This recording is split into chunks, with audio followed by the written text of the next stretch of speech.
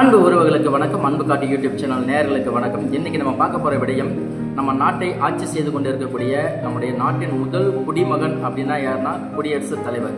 அவர்களுடைய மாத சம்பளம் எவ்வளவு அப்படிங்கிறதுல இருந்து கடைசியாக இருக்கிற ஒரு எம்எல்ஏ இவர்களுடைய சம்பளம் வரைக்கும் எவ்வளவு வாங்குறாங்க அப்படிங்கிற விடயத்தை இந்த நேரத்தில், இந்த தேர்தல் சமயத்தில் மக்களாகிய நீங்கள் படித்தவர்களோ படிக்காதவர்களோ கண்டிப்பாக தெரிஞ்சு வச்சிருக்கணும்.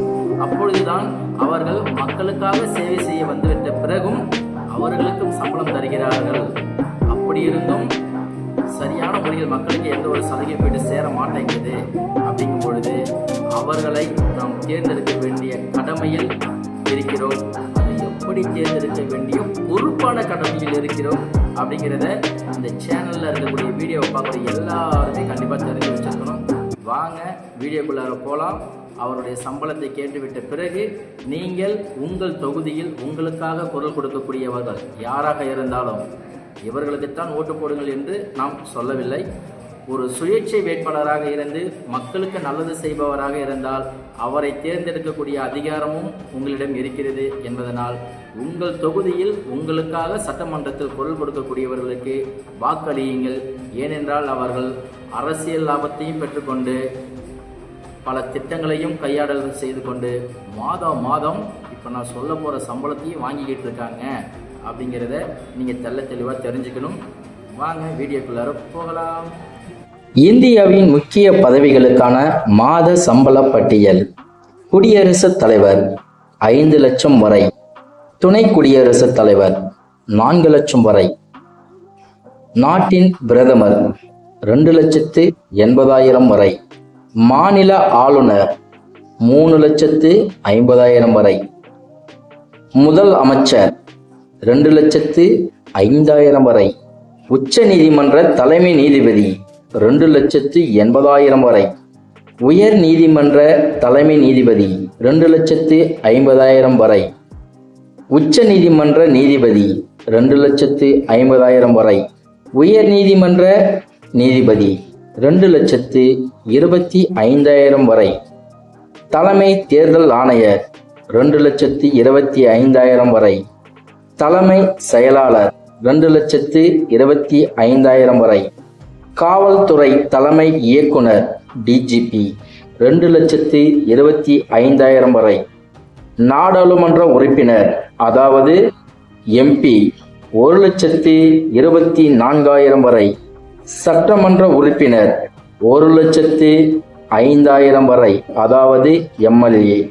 இதுதான் நம் நாட்டின் முக்கிய பதவிகளில் இருக்கக்கூடிய புள்ளிகளின் சம்பளம். இவற்றில் குடியரசுத் தலைவருக்கு வழங்கப்படும் 5 லட்சம் சம்பளத்தில் அவருடைய மொத்த அரசு சார்ந்த பணிகளுக்கும் சேர்த்தே இந்த தொகை கணக்கிடப்படுகிறது. துணை குடியரசுத் தலைவருக்கும் அதே போலதான்.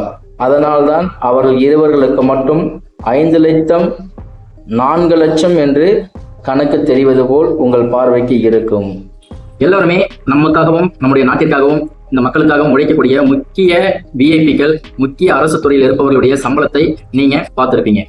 இதுல இருந்து என்ன தெரியுதுன்னு சொன்னா, மக்களுக்காக உழைக்கக்கூடியவர்கள் இவ்வளவு சம்பளம் வாங்குவது மட்டுமல்லாமல் அவர்கள் எம்எல்ஏ எம்பி ஆன பிறகு கிம்பளமாகவும் சில லஞ்சமாகவும் கொள்ளையடிப்பது ஒரு வருத்தத்துக்கு உரியது. அப்போ இவர்களை எல்லாம் தேர்ந்தெடுக்கக்கூடிய மக்கள் தான் ஒட்டுமொத்த உலகத்திலேயே முட்டாள்கள் என்பது நம்மால் உணரப்படுகிறது. நாம் தேர்ந்தெடுக்கக்கூடிய ஒரு தலைவர் நல்லது நமக்கு செய்யாவிட்டாலும் நம்முடைய குறைகளை சட்டமன்றத்தில் பேசக்கூடியவராக, ஓங்கி ஒலிக்கக்கூடியவர்களாக இருக்க வேண்டும். அதே போல பாராளுமன்றத்திலும் சென்று நம்முடைய மாநிலத்திற்காக ஓங்கி குரல்களை ஒலிக்கக்கூடியவர்களாக இருக்க வேண்டும். ஏனென்றால் ஒரு குரல் கூட கொடுக்க முடியாதவர்களால் நம்முடைய தொகுதிக்கு நல்லது செய்யவே முடியாது என்பதை மக்கள் தான் உணர வேண்டும். இங்கே அடிப்படை சம்பளம் இல்லாமல் யாரும் எந்த வேலையையும் செய்வதற்கு தயாராக இல்லை. அப்படிங்கிற பொழுது மக்களுக்காக சேவை செய்யக்கூடியவர்களே இந்த அளவிற்கு வருமானத்தை பெறுகின்ற பொழுது அன்றாடம் காட்சிகளாக வறுமையில் வாழக்கூடிய மக்கள் தங்களுக்காக தன்னுடைய வாழ்வியல் மேம்படுவதற்காக உழைக்கக்கூடியவர்களை அந்த பதவிக்கு அனுப்ப வேண்டும் என்றால் வருகின்ற சட்டமன்ற தேர்தலில் உங்களுடைய தொகுதியில் யார் உங்களுக்காக குரல் கொடுப்பார்களோ அவர்களுக்கு வாக்களியுங்கள். நான் இவர்களுக்குத்தான் ஓட்டு போடுங்கள் என்று சொல்ல முடியாது. ஓட்டு என்பது ஒவ்வொருவருடைய தனிப்பட்ட உரிமை. ஆனால் அவர்கள் நமக்காக பேசக்கூடியவர்களாக இருக்க வேண்டும். இல்லை இந்த சின்னத்தில் யாரை நிற்க வைத்தாலும் நாங்கள் ஓட்டு போடுவோம்னு சொல்லி இந்த மக்கள் சொன்னீங்கன்னா மறுபடியும் இந்த மக்கள் முட்டாளாகி கொண்டே தான் இருப்போம். அப்படிங்கிறதுக்காக தான் இந்த விழிப்புணர்வு வீடியோ.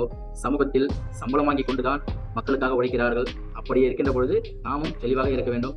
அனைத்து உயிர்களிடத்திலும் அன்பு காட்டுங்கள், அன்பு வையுங்கள், அன்புதான் அனைத்தும். இந்த வீடியோ உங்களுக்கு பிடிச்சிருந்துச்சுன்னா மறக்காம லைக் பண்ணுங்க, ஷேர் பண்ணுங்க. கமெண்ட்ல உங்க மனதில் ஏற்படக்கூடிய எந்த ஒரு விடயமா இருந்தாலும் கண்டிப்பாக பதில் போடுங்கள். உண்மைத்தன்மையை உங்களுக்கு நாங்கள் சொல்ல கடமைப்பட்டிருக்கிறோம். அன்பு காட்டுங்கள். நன்றி, வணக்கம்.